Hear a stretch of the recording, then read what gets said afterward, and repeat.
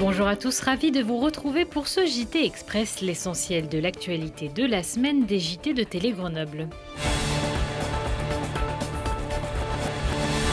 Après un mois de confinement, crise du Covid oblige, les commerces non essentiels étaient donc autorisés à rouvrir leurs portes samedi dernier, mais sous certaines conditions, au moins 8 mètres carrés par client. Dans le quartier Championnet, la rue Lacanal retrouve des couleurs.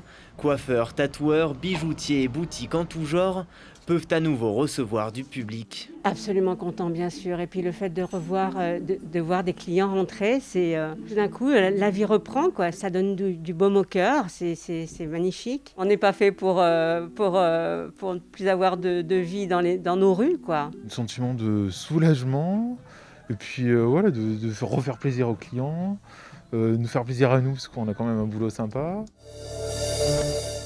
Un petit coup de chaud dimanche après-midi à Grand Place où les commerces étaient donc autorisés à ouvrir. Un jeune homme de 23 ans avait passé un appel à un numéro d'urgence dans lequel il menaçait de faire sauter le centre commercial qui avait immédiatement été évacué. Des démineurs venus de Lyon avaient finalement découvert une bombe factice. L'étudiant a été interpellé et conduit à l'hôpital. Il s'est avéré qu'il présentait des troubles autistiques en phase de nouveaux traitements et qu'il supportait mal le confinement. Il sera convoqué en janvier au tribunal pour un rappel à la loi.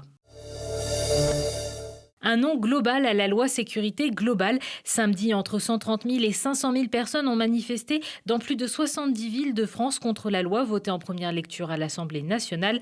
À Grenoble, ils étaient plus de 3 000 pour exprimer notamment la crainte de ne plus pouvoir filmer la violence de certains policiers.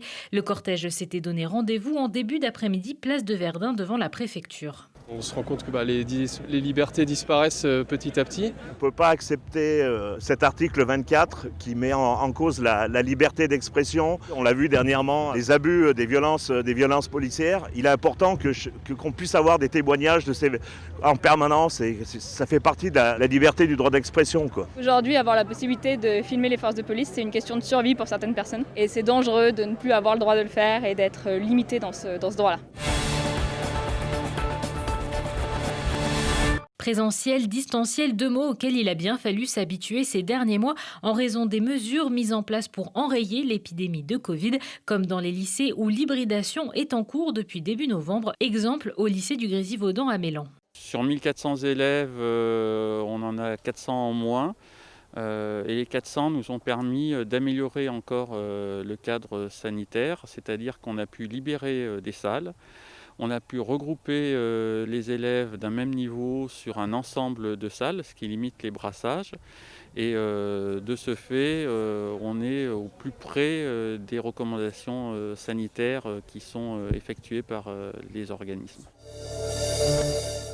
La région va aussi porter secours aux commerces non essentiels, les restaurants, bars, boîtes de nuit ou les salles de sport dont certains représentants avaient manifesté il y a quelques jours, notamment devant la préfecture de Grenoble. Le président d'Auvergne-Rhône-Alpes, Laurent Wauquiez, a annoncé mardi une série de mesures, notamment une aide de 5 000 € pour les investissements effectués depuis le 1er janvier, 5 000 € également pour les investissements liés à la vente à emporter ou encore un prêt à taux zéro jusqu'à 30 000 €. Cela risque d'être une grande première. Les stations de ski devraient être fermées pour les vacances de Noël. Dans la vallée de Bourdoisan, mercredi matin, ils étaient entre 1000 et 1500 à réclamer l'ouverture des pistes de ski pour Noël. Tout ce que l'on souhaite, c'est qu'il n'y ait pas de discrimination territoriale. Au moment où la Tour Eiffel réouvre, où les métros réouvrent, où toutes les personnes vont être déconfinées, on souhaite être déconfinés comme tout le monde, avoir le droit de travailler, avoir le droit de recevoir du public comme tous les territoires de France et permettre à ces territoires de vivre. Sur le territoire de l'Oisans, c'est plus de 5000 saisonniers qui sont embauchés d'ordinaire. Pour les employeurs, c'est très compliqué par rapport aux embauches des saisonniers. Les gens ne savent pas s'ils doivent les prendre et s'ils les prennent pour les mettre au chômage technique. Quid des logements, puisqu'un saisonnier, pour qu'il vienne travailler en station, il faut lui fournir le logement. On ne voit pas comment on va être plus contaminé à la montagne qu'en ville, quand on voit qu'à Paris, tu peux prendre le métro, le TGV. C'est sûrement pas sur la montée mécanique que se diffusera le Covid. On est en plein air, et à la montagne en hiver, en général, on est habillé de la tête aux pieds, un casque, un bonnet, des gants, des moufles. Donc on est très sceptique du raisonnement. Le centre-ville de Roibon pris pour cible dans la nuit de mercredi à jeudi par des casseurs. 3 personnes habillées de noir et cagoulées ont parcouru le village, donné des coups de masse dans les vitrines de certains commerces et des lieux de vie de cette petite commune des Chambarans. Leur véhicule a été retrouvé sur la route en direction de l'ancienne ZAD, évacué par les forces de l'ordre cet automne après l'abandon du projet de Center Park par Pierre et Vacances en juillet dernier. Un nouveau coup dur pour le maire de la commune. Il détaille les dégâts. Principalement la poste, une supérette, la boulangerie, la pharmacie, un artisan, Groupama également. Et puis en haut du village, il y a eu des voitures. Ils ont tenté d'incendier des voitures.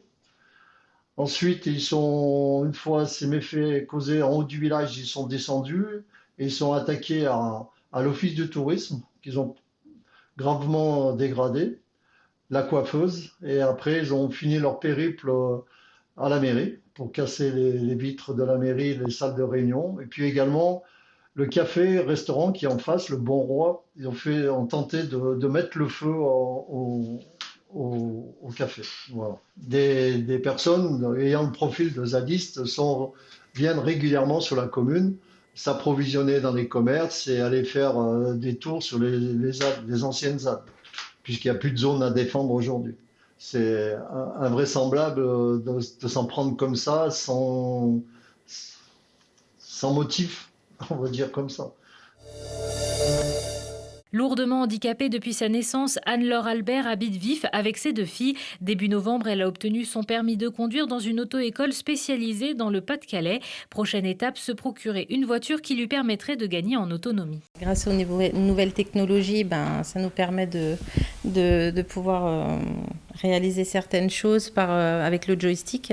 Donc le joystick, c'est exactement comme le boîtier de mon fauteuil roulant électrique, mais par contre, c'est branché au niveau de la voiture à la place du volant, quoi. Enfin, le volant reste, mais il est fictif. J'ai au niveau de l'appui-tête aussi, j'ai des clignotants, donc je peux appuyer à gauche ou à droite pour tourner.